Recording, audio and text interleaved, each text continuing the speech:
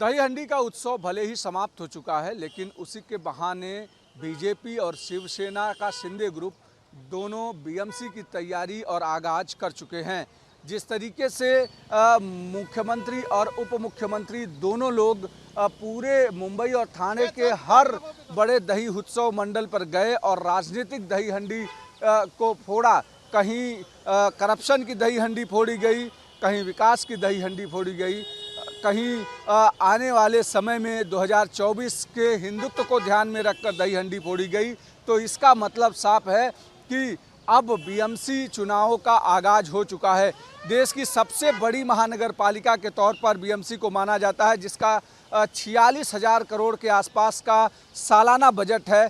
इतना बजट देश के करीब 7 से 8 राज्यों के बजट से ज़्यादा बड़ा कहा जा रहा है। और ऐसे में बीएमसी चुनाव को ध्यान में रखते हुए बीजेपी को और शिंदे ग्रुप को लगता है कि उस पर सरकार का सत्ता का काबिज होना ज़रूरी है, क्योंकि अगर वहां पर काबिज होते हैं तो निश्चित तौर पर ये उद्धव ग्रुप के लिए एक बड़ी हार होगी, क्योंकि पिछले करीब 30 सालों से बीएमसी पर शिवसेना का कब्जा है। लेकिन अब शिवसेना के 2 ग्रुप होने की वजह से, उद्धव ठाकरे ग्रुप और शिंदे ग्रुप होने की वजह से अब बीजेपी को लगता है कि ये वो समय है जब आसान है कि बीएमसी पर कब्जा किया जाए और बीजेपी का मेयर बिठाया जाए और इसके लिए शिंदे ग्रुप की मदद ली जाए।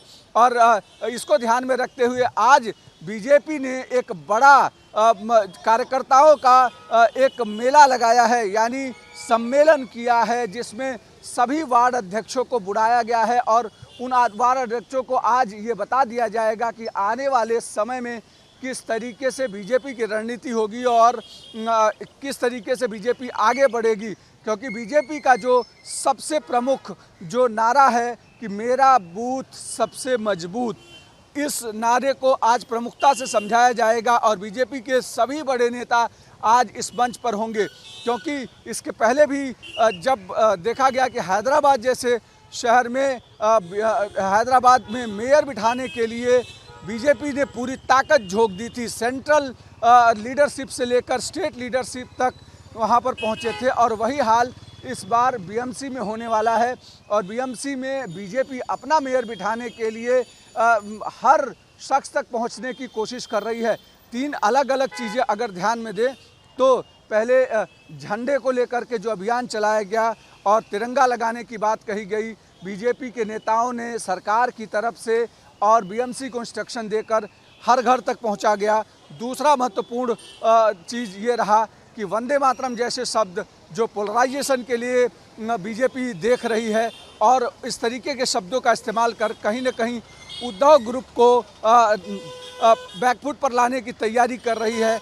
और तीसरा महत्वपूर्ण चीज़ कि हर वोटर तक पहुंचने की कोशिश कर रही है, ताकि उस वोटर के जरिए बीएमसी के चुनाव का टारगेट सिद्ध किया जाए और टारगेटेड जो बीएमसी के लिए है वो पूरा किया जा सके। इसलिए आशीष शेलार जो कि बीजेपी के तेज तर्रार नेता कहे जाते हैं और इसके पहले भी वो मुंबई के अध्यक्ष रह चुके हैं और 2017 में उन्होंने 82 सीटें बीएमसी चुनाव के लिए दिलाई थी, उनको फिर से अध्यक्ष बनाया गया। और इस बार दही हंडी का जो कार्यक्रम हुआ, उस दही हंडी के कार्यक्रम में वो सारी चीज़ें देखने को मिली जो बीएमसी चुनाव के मद्देनज़र देखी जाती हैं। सरकार ने 3 बड़े ऐलान किए ताकि युवाओं को अपनी तरफ आकर्षित किया जा सके।